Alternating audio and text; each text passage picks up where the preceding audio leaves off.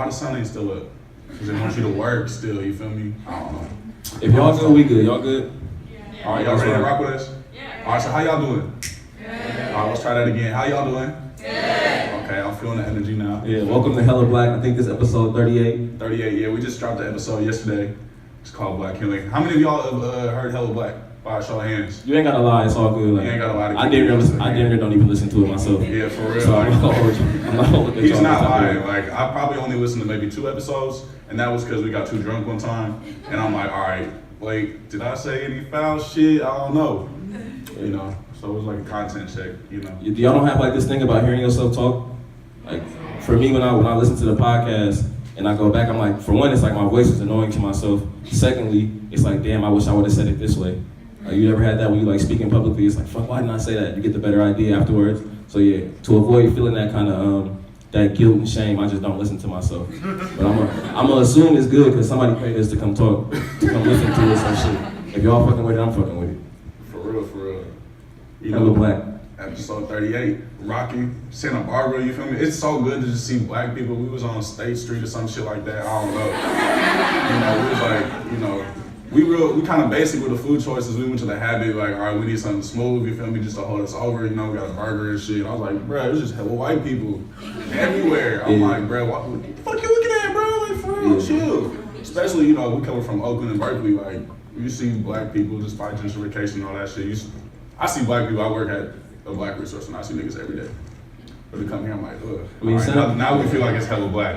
Santa Barbara. Santa Barbara is a place that doesn't really have any black people to begin with. So you take into the fact that white folks are like multiplying by the day. you're gonna see a lot more of them, for sure. Yeah. I want to give it up to y'all, like for real, y'all. So y'all thriving in this space, y'all rocking. So I want to give it up to y'all for real out here, cause that shit. That shit hella white. But we finna make this space hella black, and we feel me. We gonna talk about hella black shit, hella politics. You feel me? And we just gonna rock. So yeah.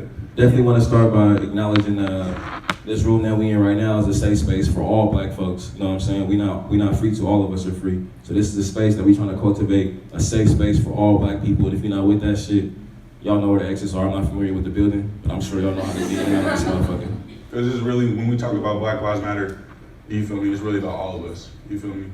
It's like, we can't just be like, oh, you know, we 2 black men, 2 straight black men. I'm light skinned, I got hella privilege because of that. You feel me? Like, we got to talk about all of us, right? You know, the different identities we hold, because oppression, it don't just work one way. This motherfucker multifaceted, right? If you black, if you a woman, queer, trans, class, disabled. If you're disabled, ability, right? So when we say it's all of us or none of us, we really mean it's all of us or none of us, you feel me? Black homeless folks, black poor folks, you feel me? Just even being on campus, it's a privilege. Like everybody, you feel me? We both went to college, right? That's a privilege in itself. Y'all all got UCSB IDs. That's a privilege in itself.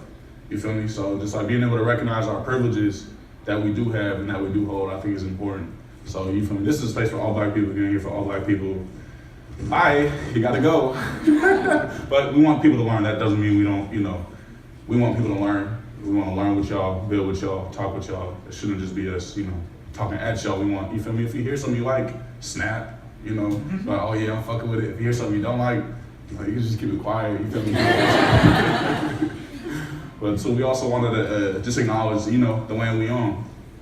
Right, we on Native American land, you feel me? And our oppression of Native Americans and black people, like, we can't talk about black oppression in America without talking about the oppression and the genocide of Native peoples, you feel me? So it's important to honor the land that we're here, or on today, you feel me? So, yeah. So I don't know. Again, we asked how many of y'all are familiar with Hella Black, the podcast. If you are like a frequent listener, you know that me and Blake, you know, we talk a lot about never seeing our podcast, like having this kind of platform or doing this kind of thing. Like I never thought I would be doing a live podcast at a college. I never thought I'd be doing a live podcast anywhere. But so for it to, I didn't even know what a podcast was when we started a podcast, for real. Like, this nigga DeLens was like, hey, you trying to start a podcast? I was like, yeah, you my brother for sure. Yeah, it's good. Like, we'll do it, whatever. Yeah, how we kind of got started was I had a mentor that was working in journalism in New York, and I went to go spend a week with him. And in the midst of him taking me to like all these different publications like the Times, Playboy, Teen Vogue, like all these different places.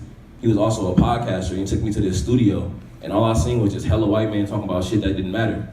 And I'm like, damn, if they could, and they was making bread for real. Like real bread, like not just like bread, but like bread. You feel me? Like that generational bread. Like it's disgusting when you see how much white folks get paid for their bad ideas. Like it's disgusting. So I seen that, and me like being fresh out of college and just graduated with my degree in journalism. I'm like, damn, this is just another platform for us to tell like some really important stories. And right now it's just white men hogging up all what would be like the airtime.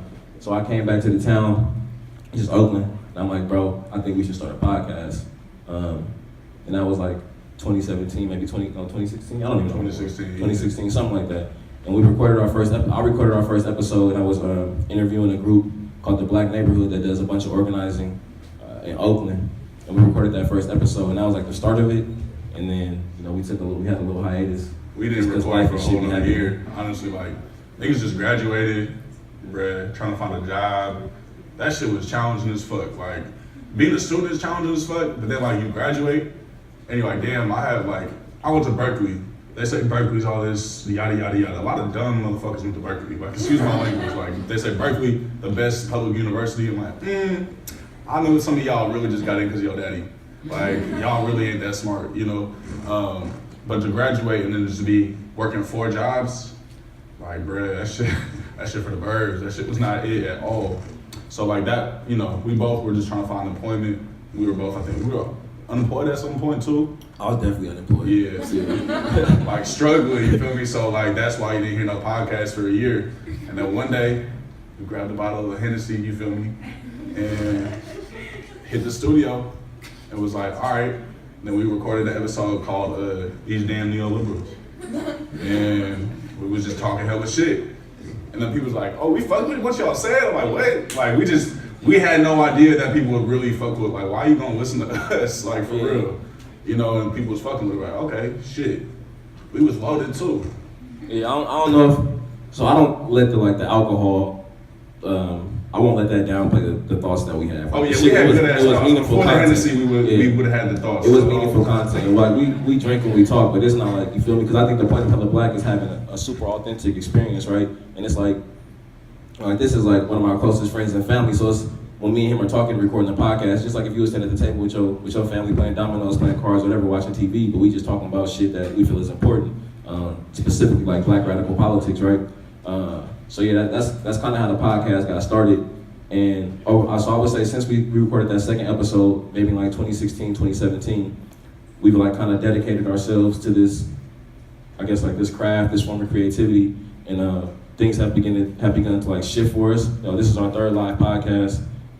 We've been written about a couple times, and so yeah, it's wild to see what it's starting to become. I don't know if any of y'all deal with, the realization that damn, like my thoughts matter, my ideas matter. There's value in what I think. There's value in what I do, and that's kind of the realization that we starting to come to now with like having young Black folks like yourselves like listen to what we got to say and find value in that shit, being able to connect with it. So yeah, as the podcast continues to grow, I'm hoping that we can have more moments like this, like the leaders of the next generation shit. Cause like y'all are the leaders, you feel me? In the room that we in right now, like we might not realize it, but everybody in this room a leader in some capacity. And both of us go into historically Caucasian institutions or colorless institutions, right? Yeah. You're oftentimes invalidated. Your experience is invalidated. You go into a classroom, you're the only one who look like you. You feel me? You raise your hand, the professor ain't gonna call on you. But then they talk about some Black shit. Okay, hey, can you talk about that Black shit? Like you're the like spokesperson of your race, some shit like that, right? I know a lot of people probably in this room could resonate with that, right? So I think sometimes, at least for myself, I internalize a lot of that shit. My ideas don't matter, my voice don't matter, my thoughts don't matter. But it's like, nah, nigga, my shit matter. I'm smarter than all y'all. You feel me? Like in the classroom, like y'all think y'all hella smart and shit. We smart too. You feel me? We rocking. Yeah. So don't let white people ever tell you ain't smart, you ain't rocking. You feel me? Know it from inside yourself, even though you're going to a white institution that doesn't value Black people. No, you still rocking. You feel me? Yeah, I think something that one of my close friends said to me recently was like, if you're the only Black person in the room, you're probably the smartest person in the room. So that's something that y'all should probably, take that and rock with it. Unless you Ben Carson, because that nigga on some other shit. It's a lot of dumb niggas that be in the room too. Not all your skin is your kin. It's a lot of dumb niggas that be in the room. That's for real. So I think y'all got like a background on Hella Black. I don't know if we should give them. Like, You do something called like People's Breakfast Oakland, some shit like Yeah. that? Is that what you do? yeah. That's what I heard. I don't So know. in addition to the podcast, we do this. I guess we started an org. I don't know what to call it. It's technically an organization. Yeah. We have this organization called People's Programs, and one of the programs we do is that we like feed the houseless folks in Oakland, and that's like kind of what folks know us for in addition to the podcast. Yeah. And that kind of got started again, us just sitting down thinking about what are some of the actions that we should be taking, and not just having these intellectual masturbation sessions, right? Just sitting around talking about shit, but like, okay, so what's some things we could really be doing that's aligned with our politic? And I don't know how many of y'all are familiar with like the Bay Area, but we have, especially in Oakland, where I'm from and where I live, we have a serious problem with homelessness.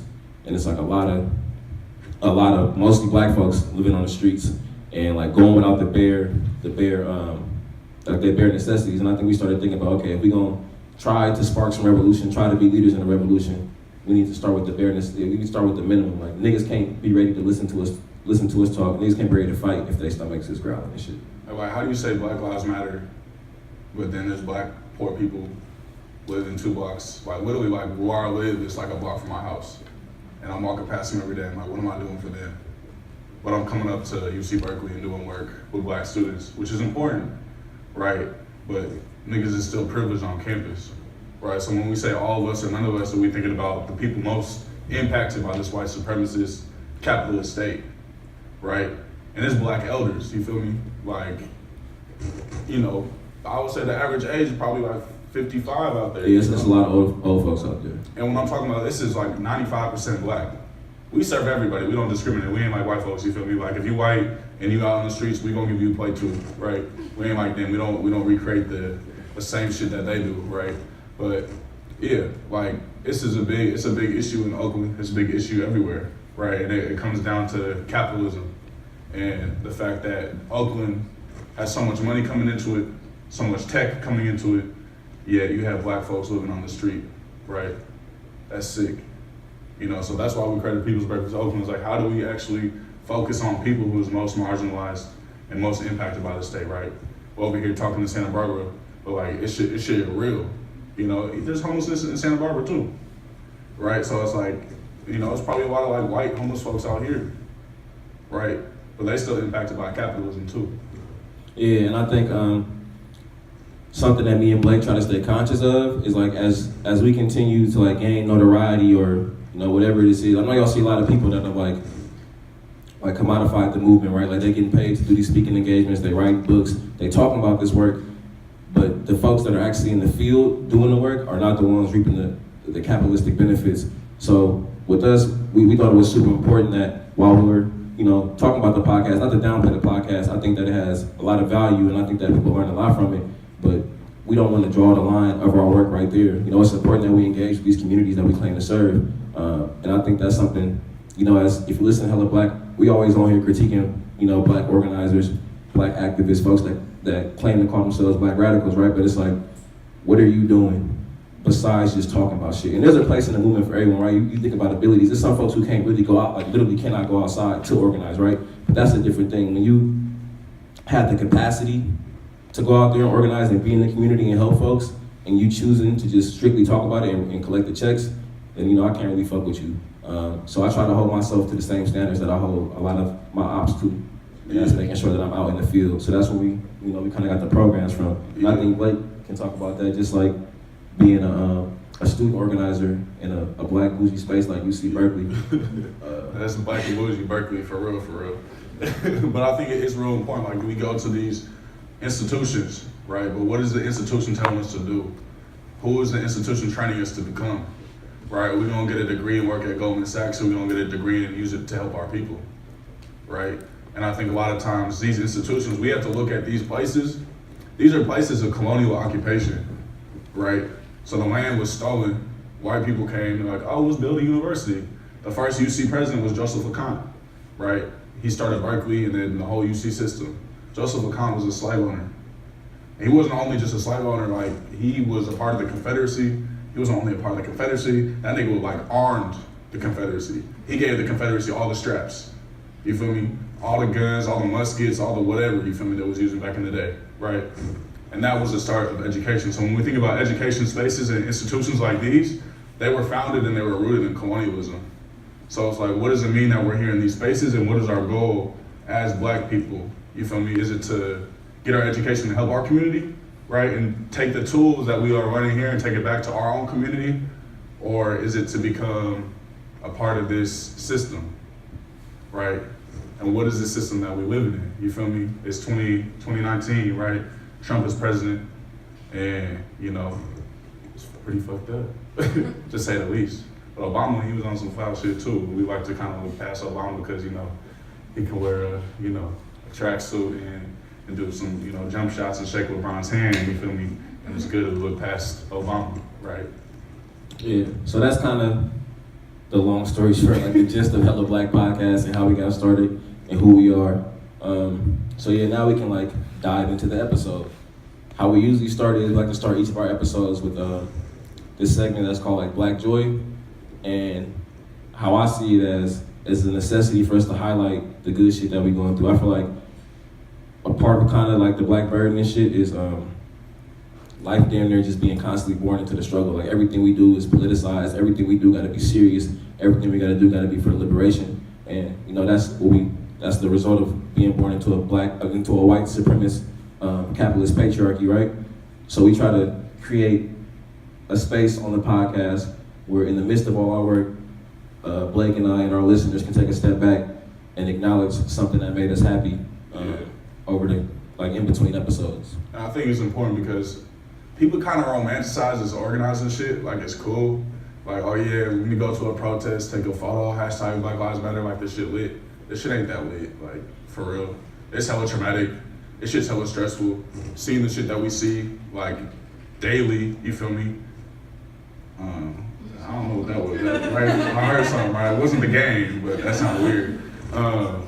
Just thinking about like the daily shit, the daily struggle of being Black in America, like choosing joy and choosing love is an actual political act too, right? So that's why one of the things, I know for myself, especially being a Black student organizer, I burnt out because I was dedicating myself to the movement, but I forgot like, Blake, what do you need?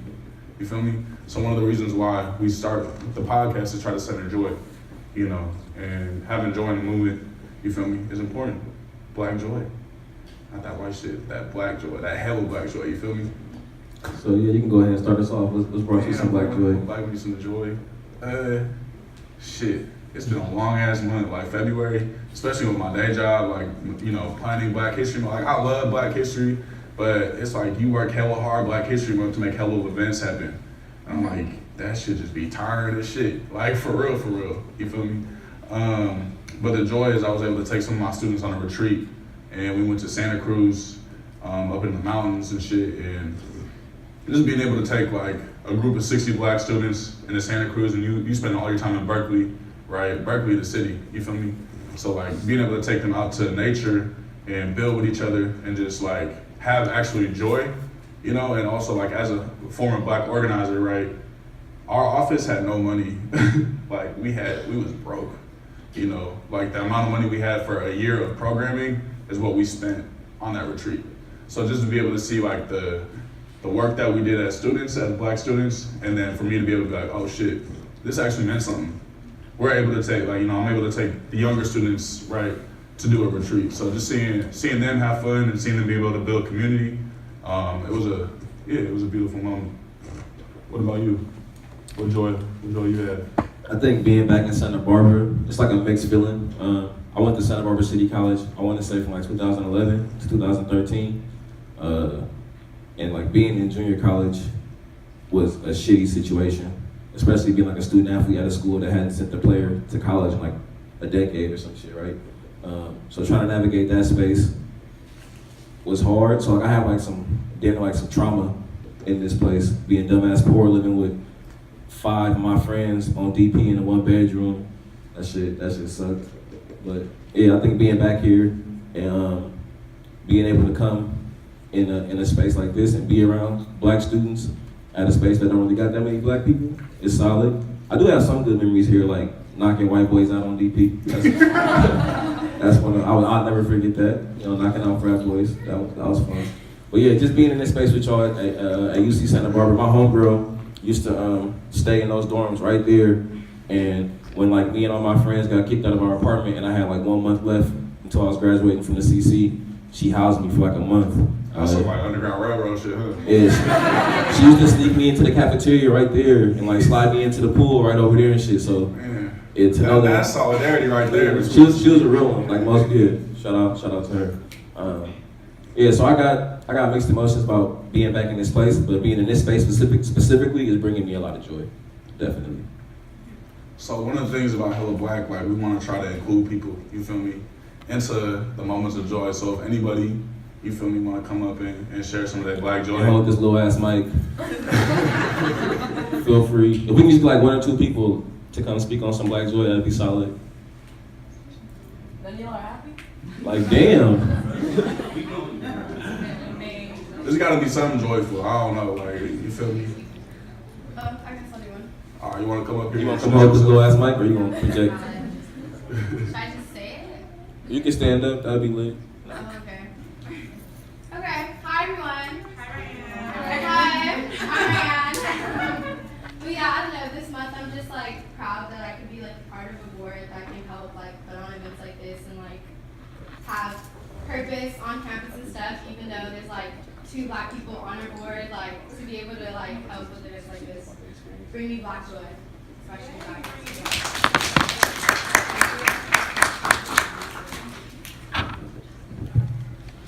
I'm happy y'all niggas came. Sorry, I'm right now. I'm just happy. Yeah, I'm like a firm believer in meeting people where they are and not forcing folks to do things that they're not comfortable with. So if nobody else wants to speak, we can continue, but we definitely want to pass the space for y'all. Pass the baby mic. So it ain't just 2 cis-head niggas up here talking y'all ears off. Going once, going twice. Fuck it, come on. All right, we going back to shit, so just thinking, you know, for me too, especially as somebody who was a Black student activist, I'm always honored to be able to come to Black student spaces, just knowing the things that we fought for as Black students, you know, and just even on this campus, the history, I believe is in North Hall, where they had an occupation and they're like, man, y'all crackers on some crazy shit. If y'all don't give us what we want, we finna pour water on all y'all shit, right? That's what happened, right? Yeah. Something like that. Yeah. That was kind of just my own, you feel me, version of the history, but I got some of it right, yeah? Okay, cool. So like, if you think about how we're even here today, we gotta pay homage to the people who came before us, you feel me? It's like, both of us, we have family in the party, Black Panther Party. My uncle, Jaleel went to King, he'd been locked down for 47 years. He joined the Black Panther Party at 16 years of age. Got locked up when he was 18. He'd been in prison ever since, right? So for me, like as I'm here, I'll always carry the spirit of my family, you feel me? The spirit of my ancestors, because I just didn't somehow come into this knowledge, right? Some of this shit was born into me. And so I just always like to speak Jaleel's name, but bring that back to Black Student Activism, it's right. Is you had Black Studies departments. The first Black Studies department started in North Oakland, a Merritt College, a junior college, right? Then niggas with straps, you feel me? Huey Newton, Bobby Seale, you feel me? That was really rocking. And they're like, we trying to make this shit into a Black university, right? So when I talk to people about like classism and something, like it was poor Black folks in the hood who allowed me to have a job at UC Berkeley, right? Who allowed these Black Studies departments to happen. It was poor Black folks who made those struggles happen, right? So just thinking about Black student activism from that lens, I think it's really important that we pay homage to radical Black people. Because if we don't know the history, it's like we come here and we just like, oh shit, we just here and we Black. It's like, nah, niggas sacrificed a lot of shit for y'all to be here. Niggas is still sacrificing shit to this day. Niggas is still locked down to this day. You feel me? So it's important that we pay homage to those people who made sacrifices. Like, we just had Mama C, Charlotte O'Neal, Black Panther in Kansas City. She just came and spoke at the Fannie Lou Hamer Black Research Center in Berkeley. She left with her husband, Pete O'Neal, fled in the back of a trunk because of COINTELPRO, right? The FBI, the CIA. And she became a political refugee in Tanzania, where they started a community center. I'm getting emotional hearing her speak because I'm like, damn, like the actions that you took influenced the lives of us right now. For us to even be in this room and have a hella black conversation, you feel me? These people sacrifice so much for us to be here where we are, right?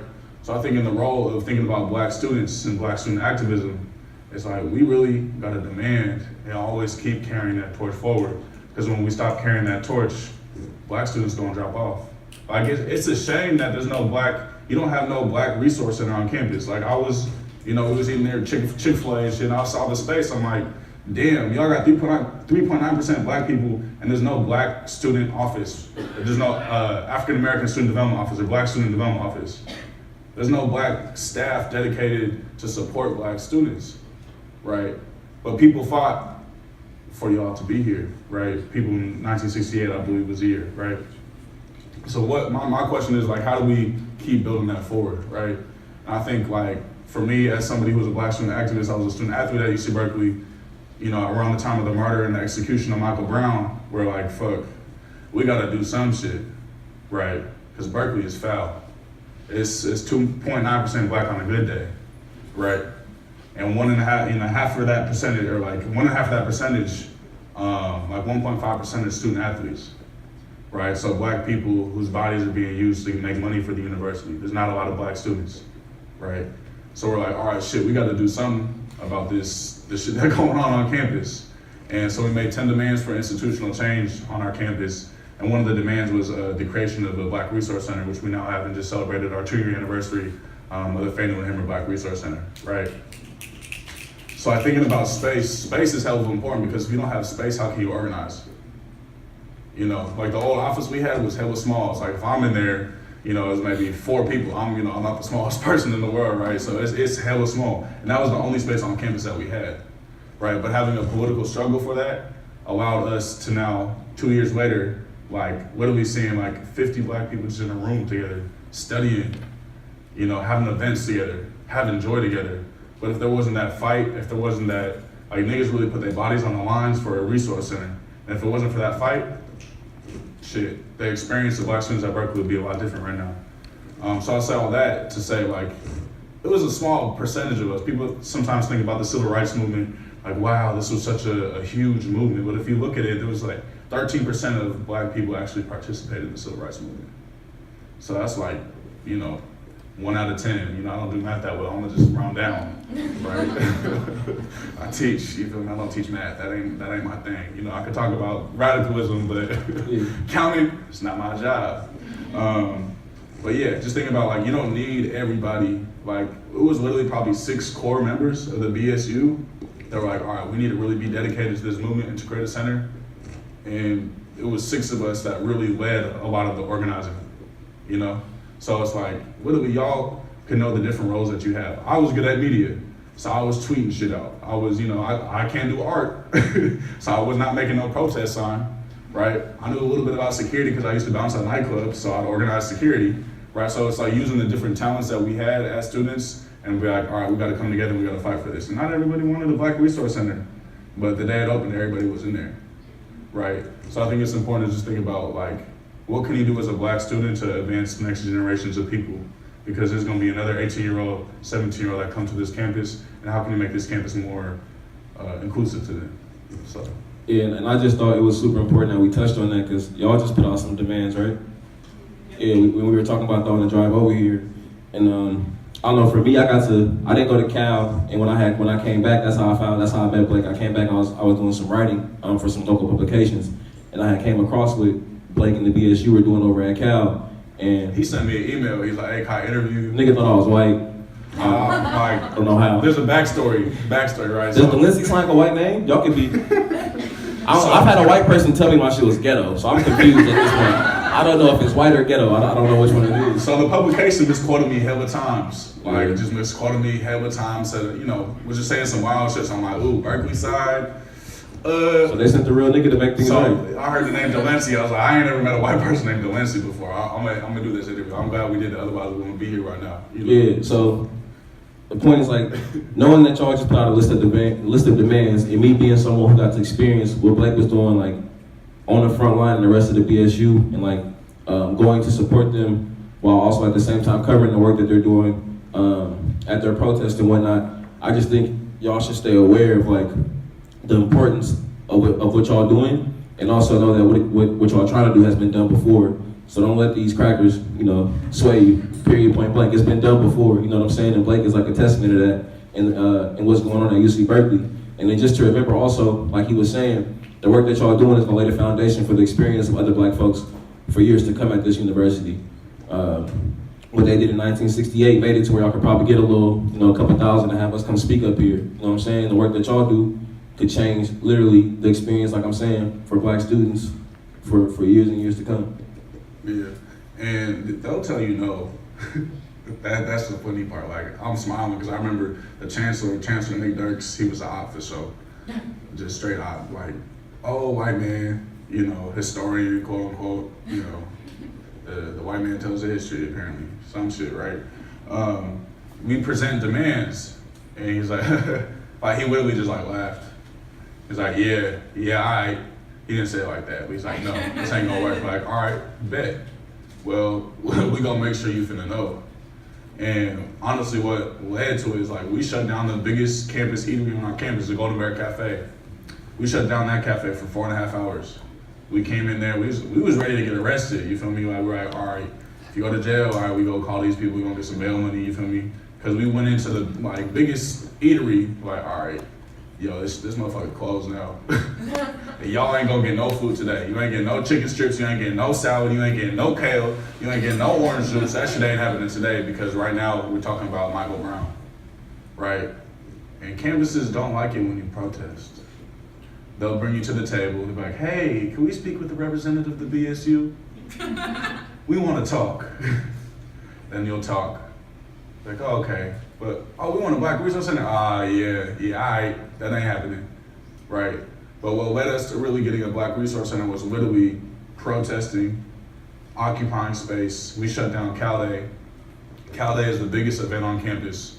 40,000 people come to UC Berkeley, prospective students, donors, alumni, and we shut down Say Their Gate. Like, we were literally arm in arm. And these people, these white folks who was trying to play Red Rover, I'm like, nah, bro, you can catch these hands, like, for real. Like, you can bump into me once, I'm gonna say something, you bump into me twice, man, I'm gonna, you feel me, do what I gotta do, right? So we literally blocked Say Their Gate, during the biggest, like, 40,000 people, that's hella people. And we were like, you can't come through, and our demands aren't being met. A week later, we get a phone call from Dirks, like, what do y'all want? Yeah, like, he literally didn't even know what we still wanted. Like, we literally talked to you, bro. All right, seriously, we gave you a PowerPoint. We know y'all love PowerPoints. We know y'all love citations. We gave you all the fucking research. He was still like, nah. But after protesting, right, after shutting down campus buildings, they're like, okay, yeah, we don't want this to happen no more. Y'all Negroes better settle down, if you feel me. We'll give you a resource center. What do you want? All right, yeah, we want a resource center. All right, yeah, that will happen. And that's kind of how it happened, was literally like protesting, shutting down buildings, and really just being militant as fuck. Like, y'all niggas ain't gonna tell us no. We've been told no for too long, and we gonna make shit happen today. So if that's any advice I can give you, is like, the university hates bad press. You protest, you speak about your conditions, you speak about what Black students are experiencing, you get that shit on the news, they ain't gonna like it, right? One of our demands was to rename Barrows Hall. Barrows was a colonizer, of course, and named buildings after colonizers. Rename it after Assata Shakur. So we wanted the Assata Shakur Hall.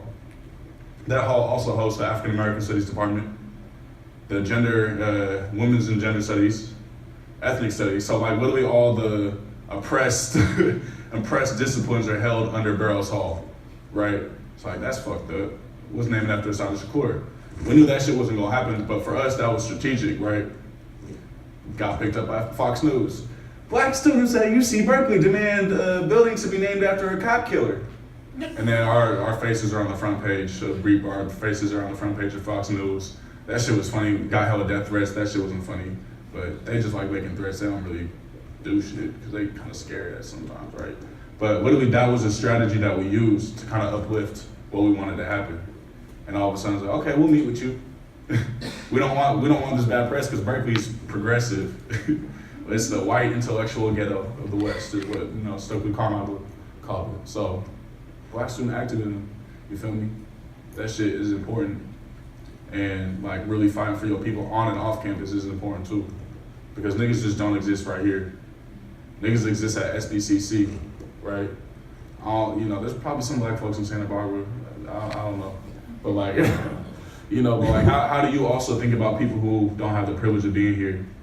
How do you build programs that support the broader black community, the people who can't get into a research one institution?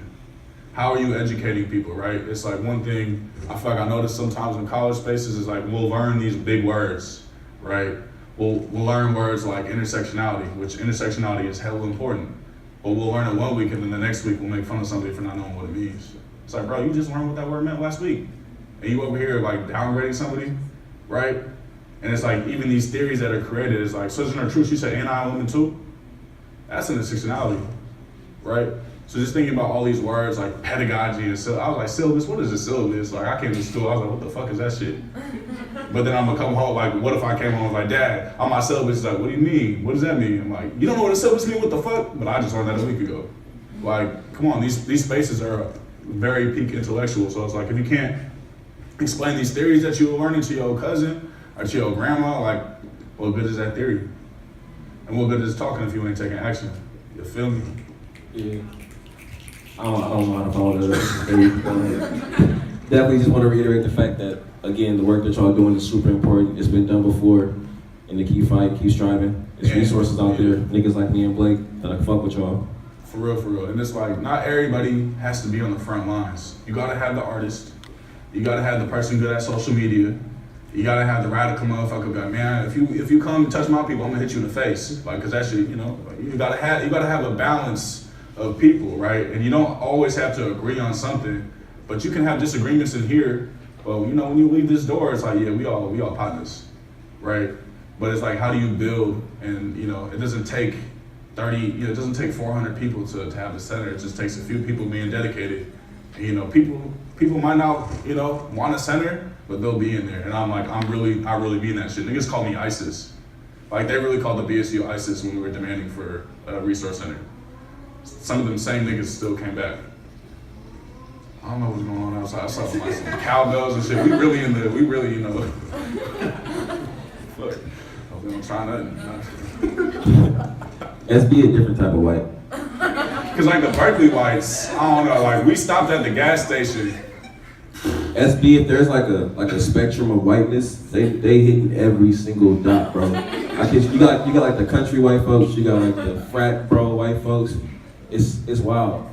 Yeah. Y'all know, like y'all see this shit every day on campus. You got like the Hollister nigga. You got the dude with the lifted truck. Like, yeah, you got the skateboarder nigga. Like I swear, you see every kind of white in Santa Barbara.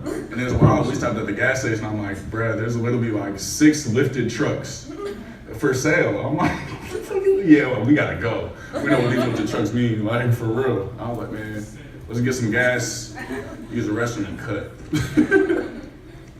I don't know, man.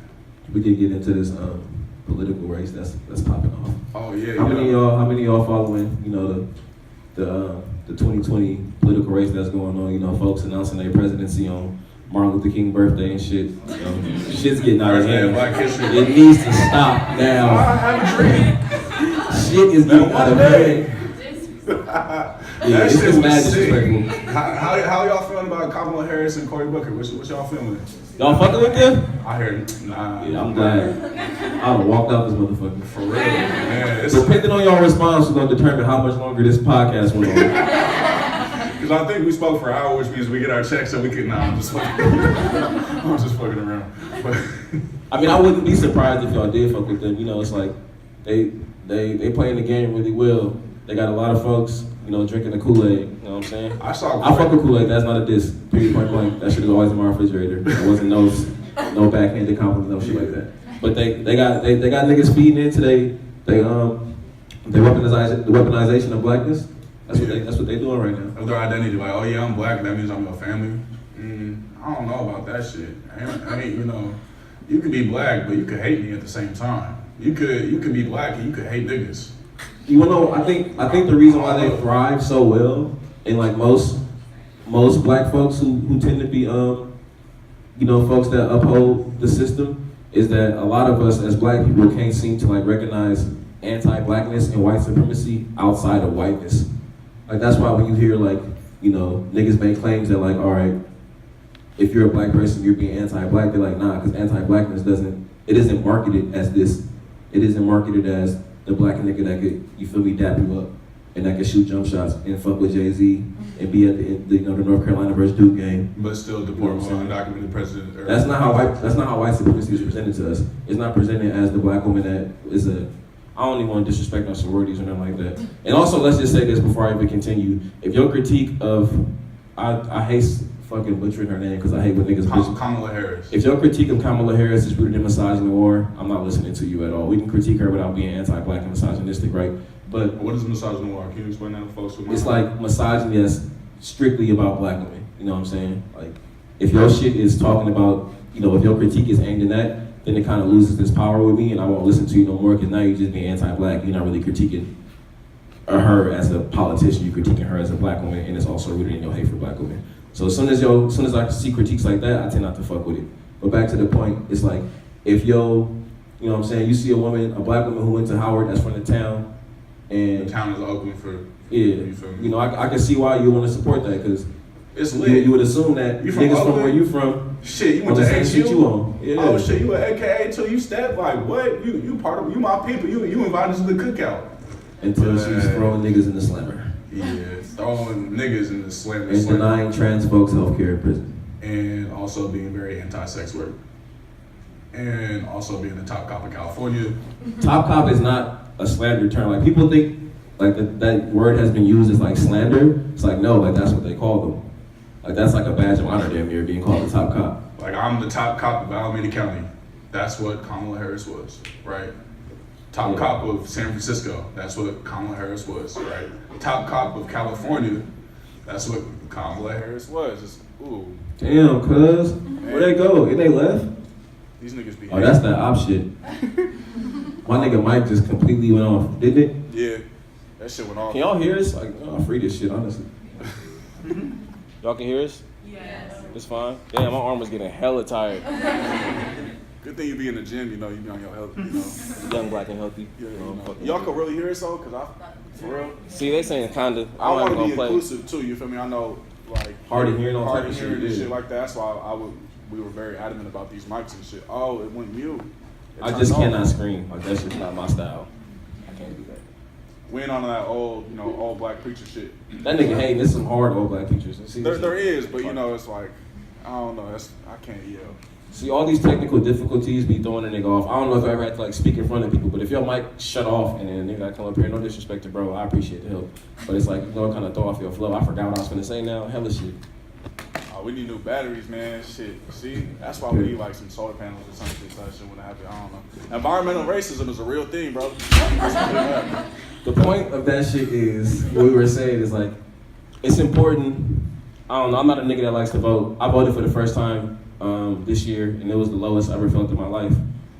But it was for a good purpose, because Kat Brooks is a black woman who's like on the ground in Oakland. Radical. I almost went to jail with her protesting and shit. She a real nigga in every sense of the word, like period, point blank. She was running for mayor of Oakland, and I ain't never picked up. I had to ask this nigga how to vote. Literally, I literally had to like call this nigga like, hey, how do I do this? What does this mean? I've never done this shit before, and nigga been able to vote for like the past like 7 years, something like that. So if you are gonna participate in this shit, at least have a clear understanding of what you voting for, and understanding, like, I say this shit a lot, it don't matter who flying the plane, the shit gonna operate the way it's supposed to operate. It don't matter who the president is. This white supremacist capitalistic society was designed to keep black folks oppressed. Yeah. It don't matter who running this shit. We've already had the experience with Barack Obama, right? Barack Obama. Niggas hate when I call him that, but that's just what it is. You see his old bomber jacket he was wearing that was going viral? I was like, that shit makes sense. He got a bomber jacket. That nigga was dropping hella bombs, hella drones. Like, that nigga dropped more bombs than any other president. So it's like, we say fuck Donald Trump, fuck George Bush. But why not fuck Barack Obama? Because the nigga's black? Literally? And he could, I don't know, he that can't be your past. That can't be your, because the nigga fuck with Jay-Z and Beyonce, that can't be your only. That can't be the reason why we gonna let this nigga continue to uphold the system. It can't be. You see the way he shook with Brian? I don't know, man. You see his playlist he put out? That's how they be getting niggas, bro. I'm telling you, they be luring us to sleep with that shit, bro. Like, they really just be weaponizing that shit, bro. And that's strategic. I always tell people that Obama was the best chess move for white supremacy. It's because you could put a black face on it and that shit's still gonna work. It's still gonna do its job. Obama says he for black people, but he was calling black people thugs in Ferguson, calling black people thugs in Baltimore, and that nigga signed the Blue Lives Matter bill.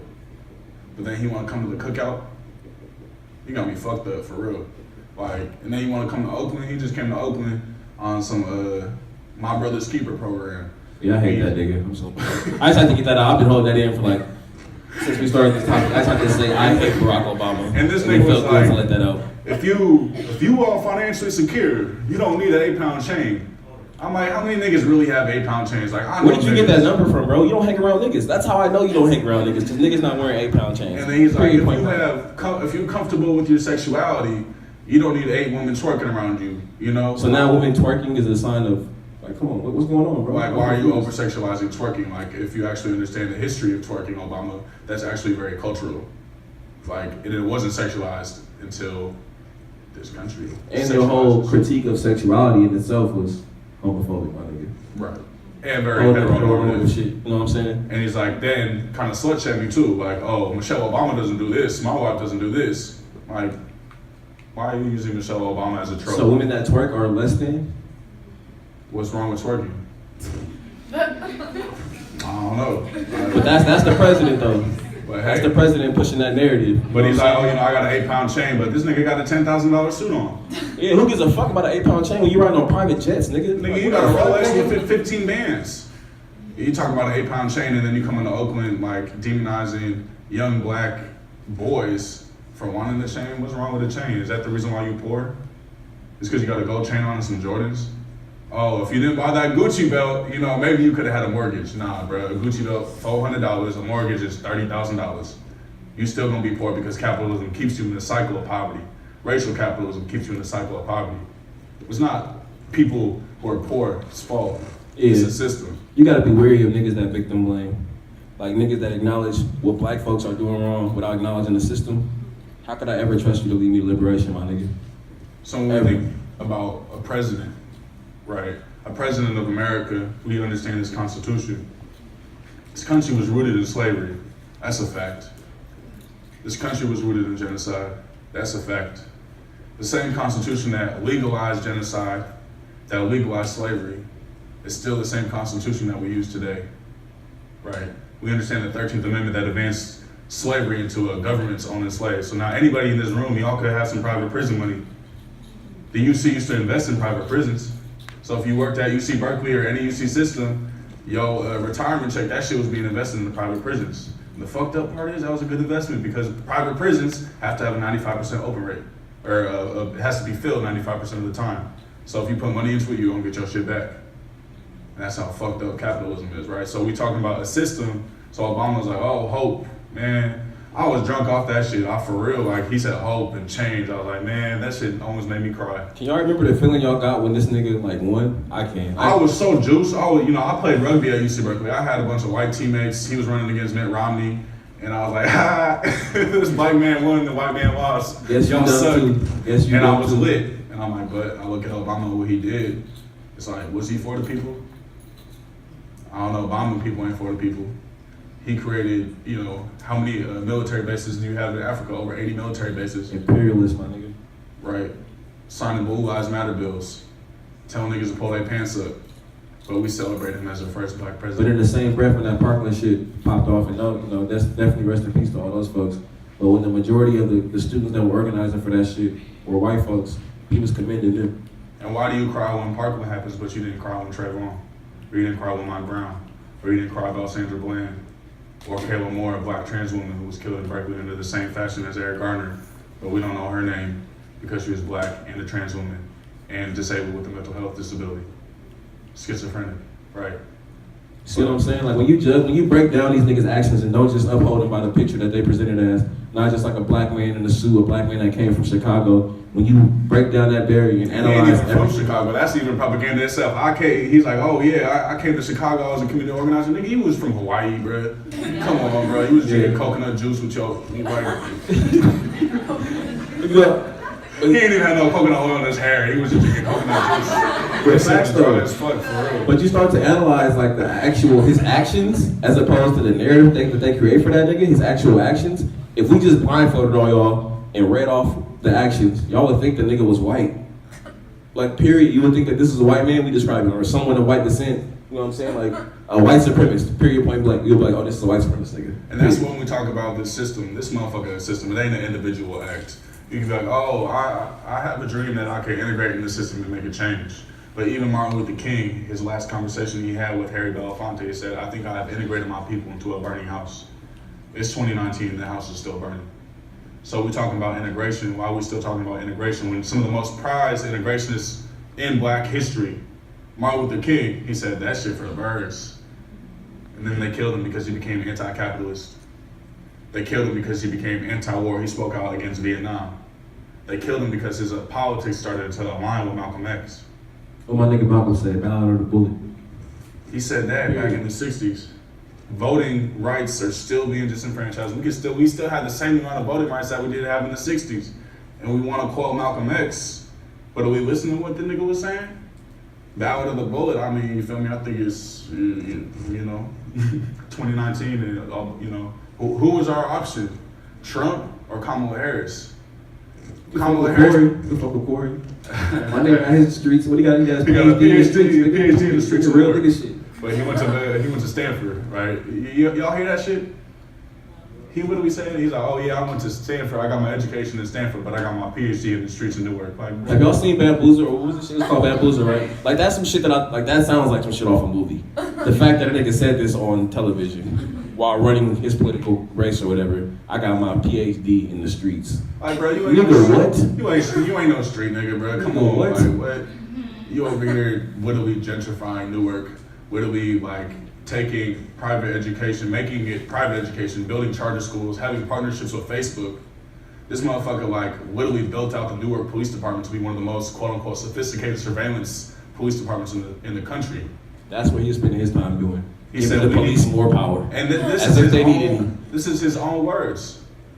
Like literally building the police, that shit was his own words, and they killed 13 people that year. Like he literally said, we will put hundreds more of our police onto our streets. We will create the most sophisticated and well-resourced police department in New Jersey. Hold me accountable to it. That's Cory Booker. Nigga, hold me accountable, nigga. And like both these candidates we talk about claim to be like they claim to call themselves like children of the civil rights movement or what they call it? What they call it? Yeah, I don't know, some shit like that. Like, Yeah, like they claim like, okay, my parents were doing this shit, you know what I'm saying? So it's like, okay, so you know exactly how the system works. You're making a conscious decision to say shit like this. Police are fucking terrorists, my nigga. And you're talking about giving them more power than they already have? That's the nigga y'all want to be our president? And they killed 13 people that year in 2013? We're gonna give them even more power. Even more And killings. his whole idea of putting more police into the streets, that ain't a new idea. That's what Bill Clinton and Hillary Clinton had in terms of community policing. Y'all quote unquote first black president. Niggas love calling Bill Clinton the first black Because president. he can play the I hate that jazz, nigga he can too. play the saxophone, right? And that's kind of a funny thing if we think about today. Like Cory Booker, he kind of trying to play the saxophone just like Bill Clinton did. Kamala Harris saying, "Oh yeah, you know, I smoke marijuana and I'm Jamaican." Like, cool. What, nigga? What? You go on Breakfast Club talking to Charlamagne the God, say, you know, Charlamagne. Fuck that nigga. Right? So literally, like, it's this pandering. It's like we're supposed to believe you. It's like Hillary Clinton went on the Breakfast Club and said, "I got hot sauce in my bag." That's And what they you do the reduced same us type of to. shit. That's what they reduced us to when it's time to vote. Fucking memes. Hot sauce and street cred. That's what they reduced the black vote to, my nigga. Like they really literally think we ain't gonna think about what you was doing. Like Corey, like you literally are endorsing community policing, the same shit that Clinton was doing. Niggas want to talk about Hillary Clinton saying, "Oh, we got to bring these super predators to heel." Well, that's exactly what Cory Booker was doing in Newark. But we're supposed to vote for him simply just because he's black. You got me fucked up. Democrats, like, oh, we're supposed to be Democrats.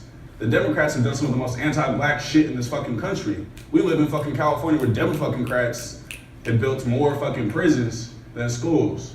So we built 13, 14 prisons since what, the 80s or some shit. And we build like one public education, and then they're raising the fucking tuition.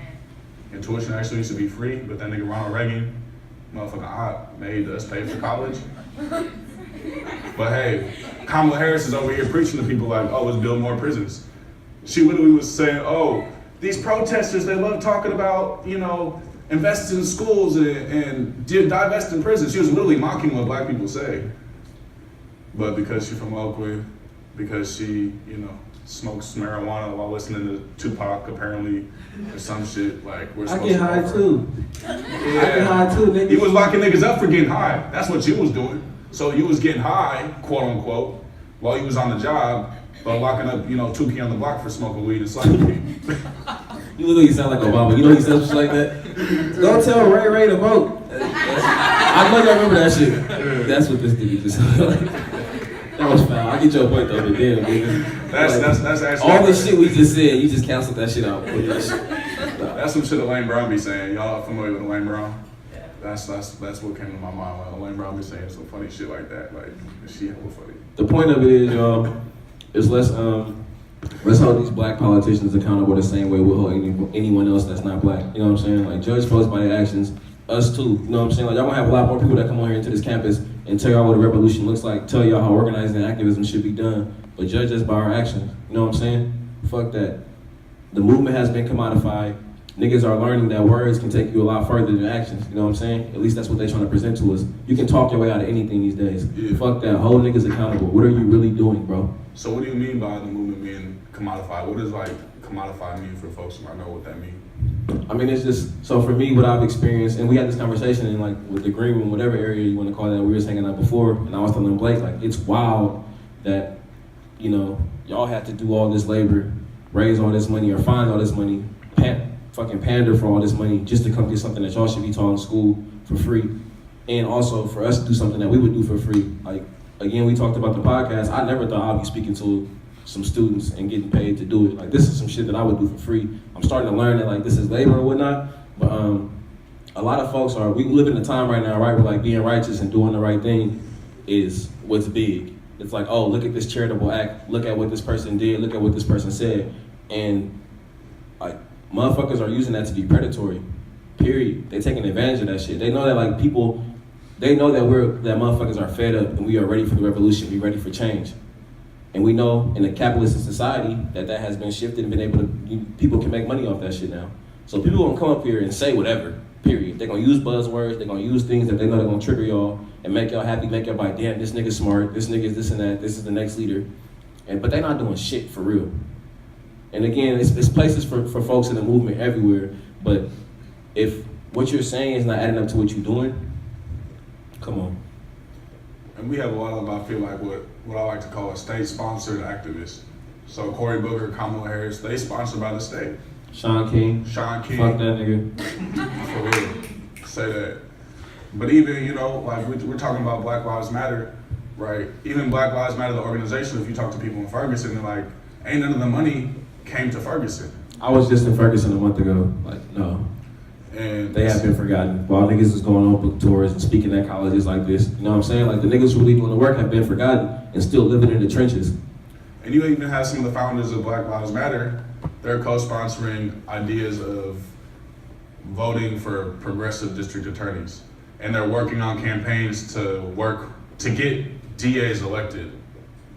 Right, so we say in Black Lives Matter, but then we're working on a campaign to get a district attorney elected. Like, the district attorney is the top cop of whatever city. That's a prime example. We say fuck 12. But we say Black Lives Matter, but we working with 12 and we want to get 12 elected. What does that make you? That's the prime example. If I come here and I'm speaking to, I'm like, revolution, da-da-da. But go work 2 weeks from now, y'all see me with OPD. It's like, nigga, who are you? Like, what the fuck? What's really going on, my nigga? What's really your goal? You know what I'm saying? So that's what I mean by like the movement has been commodified. Motherfuckers is using this shit. They preying on our desire, our need for revolution. They using again. They talking. They saying the shit that they know we want to hear. But when they go home, when they go where the fuck they going, they support the same system that's oppressing us. Because it's real easy to get a check to be a reformist. That shit popular. Okay, create a 501c3. Call it Justice PAC, and we're gonna get, district attorneys reelected. You know how much niggas will pay to see 2 cishet black men talk about supporting the police? Oh my God, nigga. We need more police in our communities. Like, nigga, shut up. We'll get the bag, and that's what a lot of niggas have realized. This shit is no longer about the revolution for some people. It's no longer about liberation and freedom. It's about integrating into this white supremacist capitalistic patriarchy. And that makes you an op. The point blank period. If you're working for the police, we come from a revolutionary perspective, right?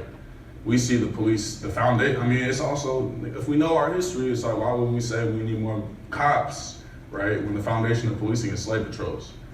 And policing has only advanced more and more and more to what it is today.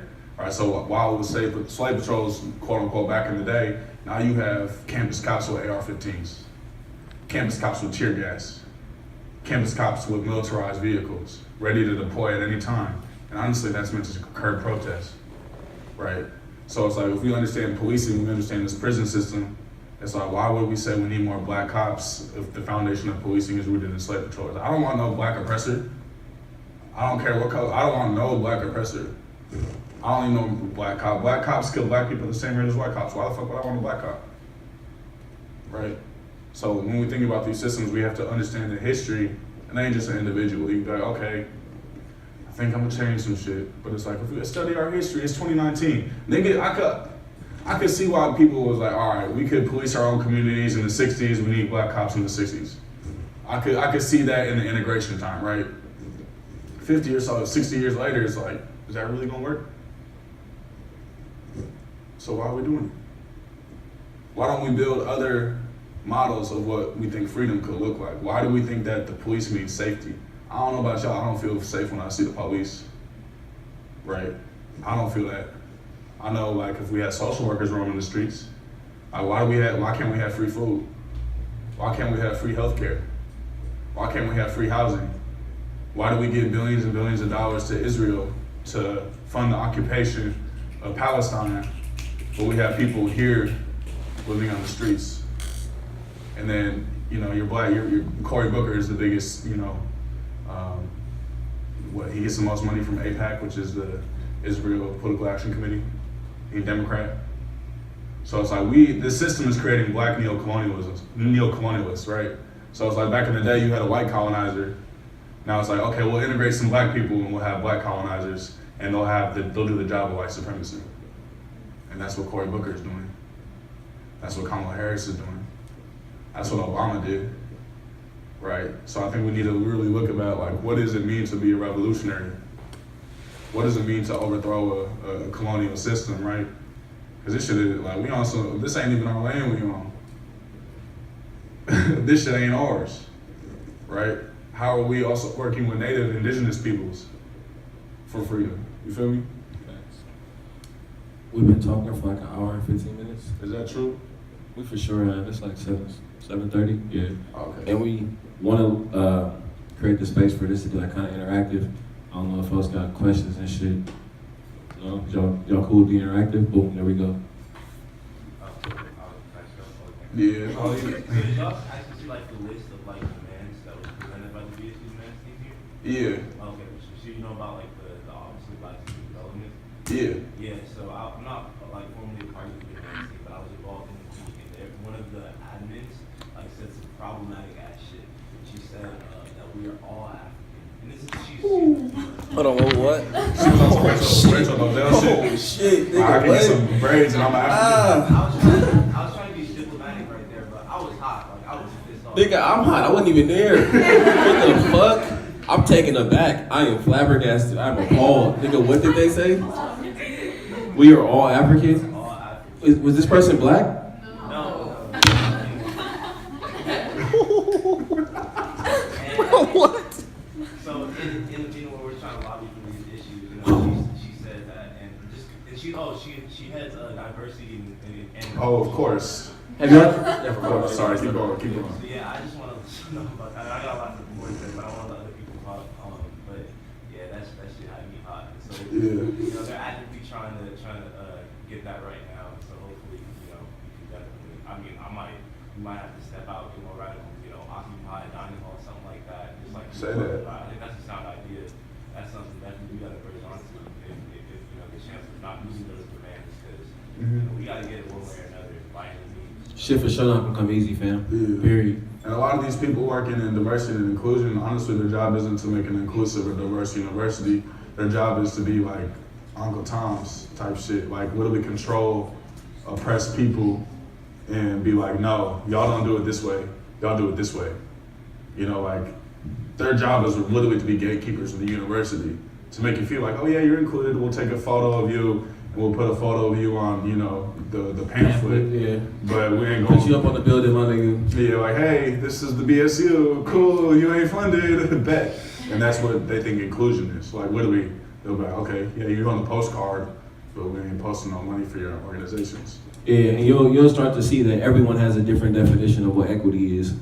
And that statement right there, that type of erasure, saying that we all African, that should let you know who you're dealing with.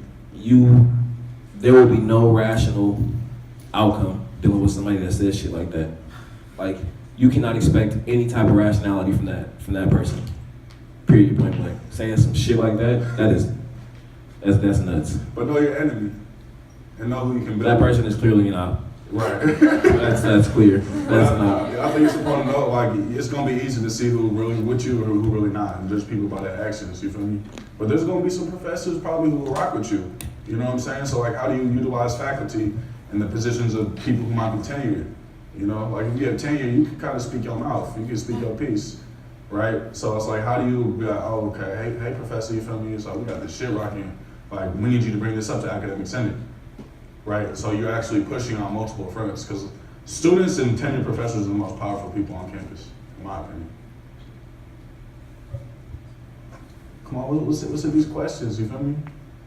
Yeah. Okay, so we were just talking about how this country basically runs off of colonial capitalistic ideals. So do you feel like it's possible to elect a president that's truly for a simple African American? Like my nigga Amir says, there's no such thing as a good president. Like, presidents do president, huh? Make sure you get the mic so you Oh, can I'm getting tired. I'm getting back. Presidents do president shit, right? Any president of America under this Constitution that we're living in is somebody who is enacting. You become the commander-in-chief this first day you in office, right? And you're running this system. So it's like, how can it be a good president? The system is rooted in genocide. The system is rooted in slavery. Like that. If you're a good president, you're actually probably going to get rid of your office. You're going to take away all the guns from the police. You're going to give Native peoples. But you can't even be a good president because that's not what the president is designed to do. If you're doing that, you're no longer the president. By definition, that's not, I don't know what you call yourself, a revolutionary, but you're no longer the president. The very construct of the president is to uphold this system. A white supremacist. So the minute you stop doing something that doesn't operate within the system, you're no longer the commander-in-chief. Yeah, facts. So yeah, I think we can get somebody, but it by definition, as soon as they do one thing that's not in alignment in what the president was designed to do, you're no longer the president. Ain't no radical going to get elected to president. There's a reason, you know. Fuck no. Huey Maybe Newton, like mayor or some shit. Huey Newton was never elected. You know, he was never brought to the, you know, president's office to speak. They had other black people go to the office, but they never would invite a nigga like Huey Newton. They had a whole war on the Black Panther Party with COINTELPRO. So it's like, there's reasons why you have people like Kamala Harris. If white people in power, like if white people in power on average fuck with you, you're doing something wrong. You're doing something that's not aligned with the movement of liberation, period. If the whitest person in the highest power position is fucking with you, you on some bullshit. If Joe Biden says he likes Hella Black podcasts, y'all better come for us. Assassinate me. I'm begging y'all to take me out my misery. Assassinate me, poison me, whatever, by any means necessary. Get rid of my ass. Period. We got time for more questions. Come on, keep shooting. What's going on? Wow, why are y'all there? Now you know how we feel like everybody's staring at us. So I'm a religious studies major, and I think they have to say that I deal a lot with spirituality and specifically a term dissociation. So there's a popular definition that's like, oh, out-of-body experience, deep within the wall. But there's also another form of dissociation that is talking about communication and like the idea of communication with something like a spirit and then like with reality. And so I use that in thinking about race and how folks and how people of color, but specifically black people in academia, have to be in academia and like learn about their communities and learn about like the world happening, but that not being taught in like K through 12, and then going back into the community and like having to talk about that, kind of like how y'all mentioned earlier, like you learned what a syllabus was and then went back to your dad and I was like, oh, this was on my syllabus, and your dad's like, that was a syllabus. And so like that, always being in that constant state of dissociation of like being in academia, but then going back into like what you're literally studying. So what do y'all, how do you deal with that? Like now, like you mentioned earlier, being a poor student, and then now being successful and being brought back to the university as someone that we're listening to. Shit. I would say for me, I was lucky enough to like be poor until I was like 26. So How old are you now? yeah, I'm 26. Like I was lucky enough to be poor for so long that like I damn near had no choice but to stay grounded because I was literally in the hood my entire life. Like when I came back and when I graduated from college, I went back and lived in the same neighborhood that I was raised in. You know what I'm saying? I lived with my auntie and 6 of my cousins, like niggas who literally kept me grounded. So like growing up, I always thought that like being poor and shit was a burden, but I realized that shit is what keeps me grounded and keeps me centered. So I can't really speak to that because I'm just, again, I think that I'm lucky to have that experience, right? Like I'm in the hood. Like Blake can tell you, we walk around, I can't go nowhere without seeing some niggas that I grew up with. I can't go nowhere without seeing a cousin, without seeing a friend. So I never really had that. I never really had to have that battle of, like disassociating myself with my community. And even when I was in college and shit, I was playing football, so I wasn't really too caught up in my school shit. But like what I would learn, I was going back to the hood. So these was conversations I was having organically. It's like, oh, let me tell y'all what this nigga at my school said. Let me tell y'all what I just learned. I think y'all might fuck with this. Whether I'm learning about like, no matter what the topic was, I was surrounded by the same folks constantly. That it was just shit that was happening organically for me. But what you're saying is like a very real thing. But again, I used to think it was a curse, but I'm fortunate enough to like be within the same community that I was raised in. Yeah, I think, so I teach African American Studies at UC Berkeley, and I think for me it's also about like literally just speaking of, like the way I talk right now is the way I teach. I don't change how I speak. I still talk the way I talk. I'll have my gold teeth in while I teach. I'll wear a sweatsuit while I teach. I don't really give a fuck about like what the system says what a teacher or what a lecturer should look like. I kind of just reject it. And I think it's important just to speak the language of your people. You feel me? So it's like you can learn all these big ass theories, but if you can't, like even for me, I read these big ass words, I'm just like, what the fuck this shit mean? But I have to translate it into a way that I can understand it. But at the same time, I can say, yeah, the pedagogy that I use, I can use those words too. So it's about being able to, I feel like, play the game, but still remain true, you feel me, to your people, and be able to like, cause y'all have access, like more access to research journals than SBCC, right? Y'all are at a research more institution, you feel me?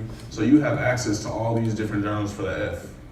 So how do you like decolonize those things, right? So one of the reasons why I'm on Twitter and I spread knowledge on Twitter, I was like, for me, that's a form of like decolonizing the way that knowledge is kept, because knowledge is kind of held in a lot of ways, quote unquote, right? So it's like I could talk about, like I know niggas know about intersectionality, they might not use that word. I know niggas, talk about police brutality, but they might not call it police brutality, they just be like, fuck 12, fuck them pigs, fuck the rollers for real. You feel me? So it's like recognizing like the language and just different forms of how knowledge is produced. I'm like, Meek Mill in his song Trauma, he talking about literally how, a black woman sending me to jail almost made me hate my people. He literally talking about assimilation and how black people integrating into the system almost made me hate my own people, right? So how do we also look at, things that aren't traditionally thought of as knowledge? How do we look at those and be like, nah, that shit is knowledge. The person who politicized me was Bob Marley. Get up, stand up, stand up for your rights, That was my introduction into like being a revolutionary, was listening to Bob Marley, was listening to Tupac. You feel me? So it's like, how do we understand those forms of education too, and also realize that the academy on some fuck shit too. Like that's what it is. The academy is meant to create colonial thought and to advance imperialism and to advance white political thought. UC Berkeley hasn't had a black political science professor in 2019. So does that answer your question? Yeah. I hope mine's answered true too. My bad, bro. Nah, you did. Sometimes niggas don't answer niggas' questions. I'll be like, nigga, that's not what I asked. So I'm sorry if that's what happened. For sure. Any more more questions, so like we here to talk, to build. What's happening? So like, as somebody who's interested in like journalism, aspiring journalist, and like. So you a journalist right now? Thank you. Really interested in like media criticism specifically. I have like 2 quotes and then my question, if I could. So, you know, Huey P. Newton says, I don't expect institutions in America to project positive black male images. Black male images are created through revolution. Ooh, say that. And Kwame Ture says, or Stokely Carmichael, we will define black power. He, white people, will listen and recognize it. That's all. So my question as black content creators, who speak to a primarily black audience, what is your opinion of like the current black media landscape, like corporate or alternative, independent? And like, what do you see as the future of your podcast and the future of like the black intelligentsia, like the thought leaders, so to speak? Yeah. So I guess to answer the first part of the question, what I see in black media is something that's Well, what movie did we walk past by today? What was the shit that was showing? we walked past something on State Street. They was talking about Medea or some shit. And I got mixed. I'm not even going into that. That's like a whole other episode. But yeah, I would say like what I see in black media is something that's not inclusive. It's something that's like black and heteronormative. Something that's like centering black males. That's what I see a lot in black media. And I think with Hella Black, what we trying to do is make something that's a lot more inclusive and center all black folks. Cause like centering black males and black heteronormative shit, that's not revolutionary at all. That's not radical. You know what I'm saying? That's pushing a black hetero supremacist narrative. And that's, like I get it, right? Like there's been this narrative push that like the black male is the most oppressed person in America or some shit like that. So I get why people trying to rewrite that narrative, but like that's not the case at all. So that's what I see a lot in black media. I see like a lot of black men being centered in a lot of this shit that's happening when it's really they're not really the ones that not any of the work that black males are doing, but since the beginning of like black radical movements, black LGBTQ folks and black women have been like at the center of the shit. So that's why I think we try to acknowledge we're hella black. I think when I think about black media, I'm like, what black media too, right? BET, that shit is owned by Viacom. They said black entertainment, but it's white people controlling it. The Root, it sounds cool. Roots, whatever. I've been to the Root. It's hella white people that work in the office. And you know, Blavity, we say Blavity blacks because they be on some like bougie, uppity shit. Like, oh yeah, all we do is eat brunch and wear, I don't know. You know, like, I'm sorry. But you know, just like, it's certain like respectability politics that is pushed oftentimes in Blavity. You know, so it's like when I think about black media, I'm like, where is the radical black media? Where is the shit talking about the conditions of our people, right? And if I could be honest, I don't know what black media institutions that are radical. Like I don't think we could say that there are very many. But I think it's important that we do build these institutions because they have been built, but every time a radical black institution's been built, white supremacy has happened, right? So we think about the Black Panther Party, they had a newspaper that was distributed, you feel me? To damn near every city they had a chapter and they had literally radical media being talked about, right?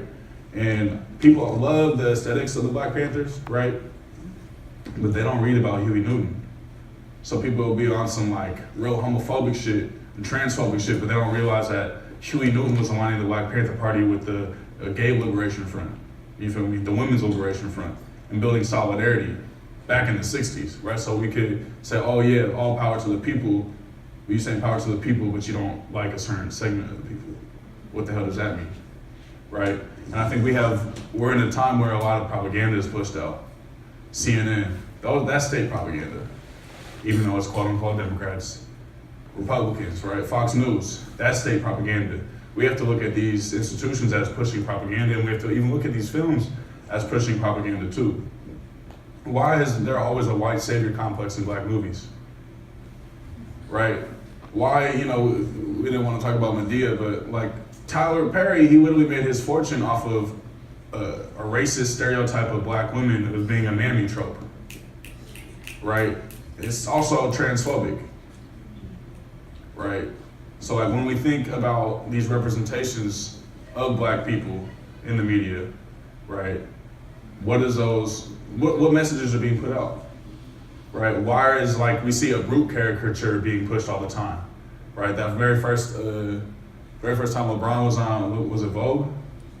I think it was ESPN the mag or Something like that. He's like holding the white woman. That was despicable. Right? And if you look at that image, and he's like, you feel me? He like flexing, right? And then if you look at the old image, like that was some old World War II propaganda, right? So they're creating these images in order to justify our oppression, to justify oppressing us, right? So when we look at media, we have to always have a very critical lens. Even if we like how, Tyler Perry movies, they funny, but like, okay, we can see it as comedy, but what do white people think about that? That's true. Right, so we think about, For the Love of Hip Hop or whatever, right?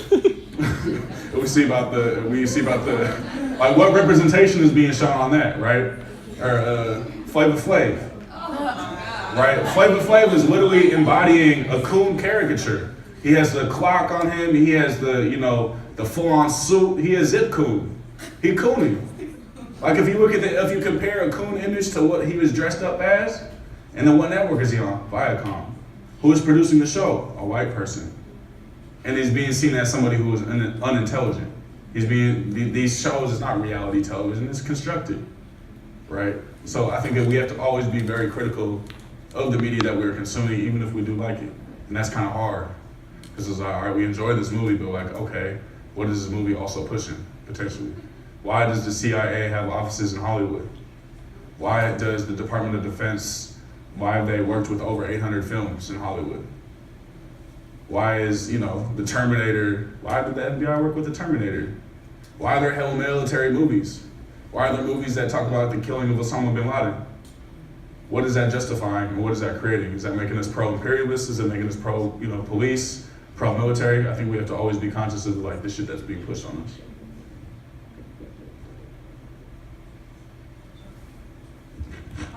So obviously you guys are ready for the revolution. So I'm just wondering, like, what do you guys think is like the best way to mobilize? Like, are we talking like a nation within a nation, or like seceding from the U.S. as a whole? So I'm just wondering. I think the first shit is like, do y'all know each other in the room? Do y'all care about each other in the room? Do y'all know more than just like, okay, who put this event on? Do y'all know each other's last names? Do y'all know each other's siblings? Do y'all know each other's families? Do y'all know what y'all favorite food is? Like, I know what this nigga like to eat. He likes some wings from 938. Like, he has his own wings, you feel me? The Balenciagas, you know what I'm saying? So, like, I say all that because we talk about revolution, but we have to also be like, revolution starts with building and relationship building. Like, how do we actually love each other as black people? How do we have disagreements and grow with each other and not let that disagreement be like, oh, fuck that nigga, I ain't fuck with that nigga ever again? How do we not cancel our own people? Because we live in a culture, you say one thing bad, it's like, cancel, you throw it in the trash can. Like, you ain't even compostable, you feel me? You throw it, you right in the landfill, right? So I think when we think about revolution, it's like the revolution also starts with the internal process of yourself. How are you gonna heal yourself? How are you gonna heal your trauma so you ain't projecting your trauma on other people? How are you having grace with yourself to allow yourself to make mistakes but not the same mistakes? So how do you do that like internal work? I feel like it's that first part of like a revolution. You have to have a revolution of your mind and your soul before we can talk about, building a revolution of our own people. Do you want to go to that second part of the question? Yeah. You were asking about like what does I guess the revolution like look like as far as like community and shit. Yeah, I guess piggybacking off what Blake is saying, I think the revolution has been like utopianized. Like motherfuckers like see this like end goal with like, oh, we're gonna be living in kumbaya, one-on-one, all that kind of shit, right? But like there's so much work that needs to be done before that. Like I don't know how many of y'all have like ever been in like some like a situation where shit was heated, right? And like it's you and your niggas versus these people, right? Like that's a real pressure for real. Like war is a real thing, and that's how the revolution is gonna happen. You know what I'm saying? I done been in like some shit where like this is my nigga and I gotta rock with this nigga. And the fact that we have a relationship and this sense of community and this bond has made it easy to rock for bro when that pressure is really on. So I think when we talk about, you know, I don't know who up in here, so I'm like trying to be cautious of my words. But yeah, I think we have a lot of work to do before we can actually start talking about the revolution. And it goes off to what Blake was saying as far as like building that community, get to know the people that you with. Cause the shit ain't gonna be as easy as us one day just like grabbing our guns and knocking down doors like, nah, nigga, we ain't taking it no more. It's a lot of work that needs to be done before that happens. But learn how to use a strap. Know how to defend yourself, right? But thinking about, I think we've learned a lot from the Black Panther Party, I would say. I feel like we're both students of the party and students of like what they have done. And I think that it's like, how do we build our own systems of accountability? How do we build our own systems to address the material needs of our people? Like, we don't think capitalism can save us. What good is capitalism? Capitalism is capitalism, whether it's white or black. I don't want black capitalism. You don't fight capitalism with capitalism, you fight with socialism. You feel me? Worked at Fred Hampton, right? So I think for us, it's like, that's why we build people's programs. How can we say fuck OPD, fuck Mayor Libby Schaff, fuck Oakland government, all that shit, and then be like, oh, we're trying to work with you, because y'all niggas created this fucking problem in the first place. Y'all don't give a fuck about this shit. Y'all could walk past these black people living in third world conditions, right? Y'all could walk past them, but why would we expect you to fix the problem in the first place? So I really think it's like, there are hella smart people with multiple talents in this room. You feel me? So how do we use our talents, you feel me, our specialties, you know, our creative abilities to create solutions for our people? And I feel like it has to be through socialism, it has to be through free programs, you feel me? Breakfast programs, you know, housing programs, medical programs. Like, how do we actually show people that there's an alternative to the state? We gotta show people like that freedom actually looks like in our own relationships, right? What does that freedom look like just right here on UC Santa Barbara? What does it look like to be a free black person on this campus? How do you build the conditions of freedom on this campus?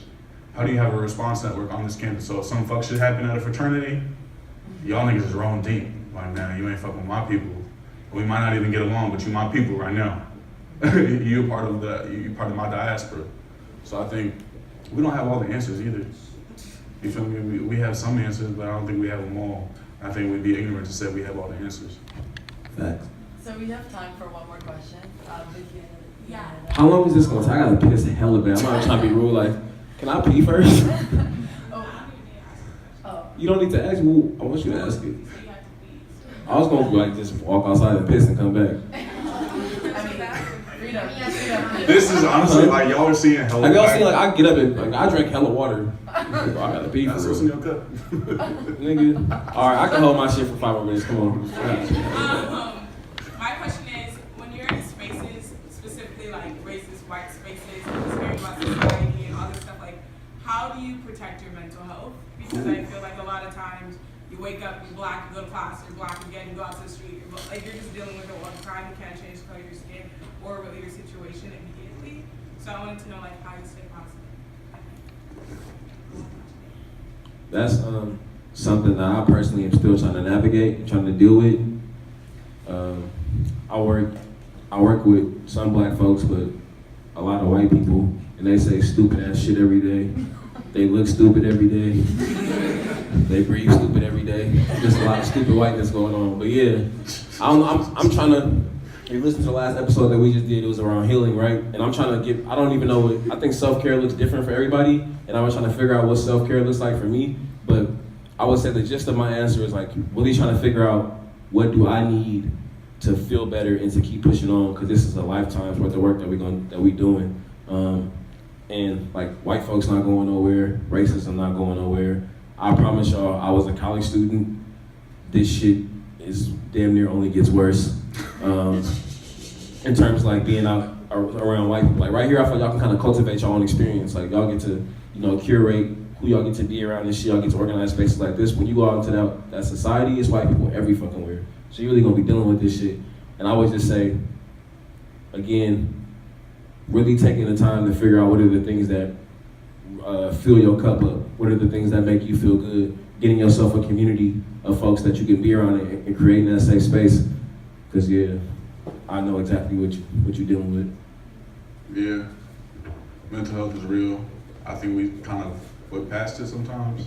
I think every community does, and sometimes people are like, oh, in the Black community, mental health is a big issue. We don't talk about it. Like, nah, like every community kind of has very similar, stereotypes around mental health. For myself, I go to therapy. I try to go to therapy like once a week, and that's been helpful for me. Like as somebody who's been diagnosed with PTSD and deals with anxiety, therapy has been something. And seeing a Black therapist, but also a Black male therapist too, has been very helpful for me. In my own journey of healing and like trying to deal with my trauma. You feel me? So I think There's no way I controlled all of that. you said what? You good. Okay. Go to the bathroom, bro. I was gonna do that. I didn't want to interrupt your shit, so I'm gonna repeat for sure. Solidarity, right? I think, therapy, if you can, I'm very privileged to be able to go to therapy. I have health insurance. When I was a student athlete, I was able to get access to therapy because they wanted me to play, be back on the field. You feel me? So it's like, I think therapy is it's been a real blessing for me when I'm able to heal my trauma. I feel like if I didn't go to therapy, that shit saved my life. I for real mean that shit, And I think also developing community too is important. Like for me, self-care is also doing this podcast. If you all listen to Hello Black, the conversations me and Delancey have, they're pretty vulnerable. We've talked about our own experiences with a lot of shit that we've experienced in our life. And to be able to talk to my brother about that, and we're supposed to not be vulnerable, especially as Black men, quote unquote. We're supposed to have this man card. You have to have a man. What is that shit? You can't cry as a man? Y'all got me fucked up. But for real, sometimes it's hard to cry. And I'm like, why is it hard to cry? I feel like crying right now, but I can't cry. And that shit is weird as fuck. And we kind of socialized to not be able to do those things. We're socialized not to be vulnerable. But I think just having healing spaces where you could heal. I meditate every single day. I'll be on some namaste shit. I meditated before this. I meditated for 10 minutes because I had some anxiety. I was like, all right, how do I try to cope? So it's kind of finding those skills that you have. I try to go to the gym 3 to 4 times a week. That helps me. But also developing community and people you can talk to. It's because sometimes it's when you're going through some shit, it's okay to be around other people. It's okay to be vulnerable with other people, right? And developing spaces where we can talk about it and not have to just be all tough. It's okay to be not okay. It's okay to say I need help. It's okay to ask a friend for advice. But it's also okay to have boundaries too. Because that's one thing I feel like I had to learn is how do I have boundaries and how do I say no? Especially if you're doing this work where you're really trying to help people. Because people always go and try to ask you for something. But it's bruh, you gotta take care of yourself. And I know for myself with activism, I focus so much on trying to get this Black Resource Center open. I focus so much on trying to do all this activism, get money for students, help start this endowment scholarship for Black students. And I was like, who am I? Who am I, Blake? And I really had to this past year find out who am I? Take time just to be by myself and really focus on my own demons and how do I confront my demons and how do I heal from my past and knowing that healing is a journey. So you can't have 25 years of trauma and expect to go to therapy for 2 years and be okay, I'm brand new. It takes work to heal, but I think it's just committing yourself and being on that healing journey. So that was apparently the last question, and I hope y'all were fucking with it. Thank you so much, both of y'all, for real, for organizing this shit. And this was a long time coming, but we made it happen. So I just y'all should really give them a round of applause for all the work that shit ain't easy, especially dealing with the bureaucracy and all them things. You feel me? Say that shit. So yeah. Yeah, I just want to say thank you for y'all joining us in this space. I appreciate y'all for having us, and I hope y'all found some value in this podcast. Y'all got phones? Yeah, so we on social media. At Hello Black Pod, you feel me? Twitter, Instagram, Hello Black Podcast. You can subscribe on iTunes. Give us a 5-star review if you fucking with it. If you ain't fucking with it, just don't give us a review at all, because we need some 5-star shit, you feel me? But also, we on Patreon, we have extended episodes. We also believe. I don't expect any of y'all in here to be on. We finished my sentence. If you white, pay up. Because black labor, that shit ain't for free no more. Not today, not tomorrow, not the next day. Hello. So Hell Black, episode what, 38? Yeah. Thank y'all for fucking with us. I appreciate y'all.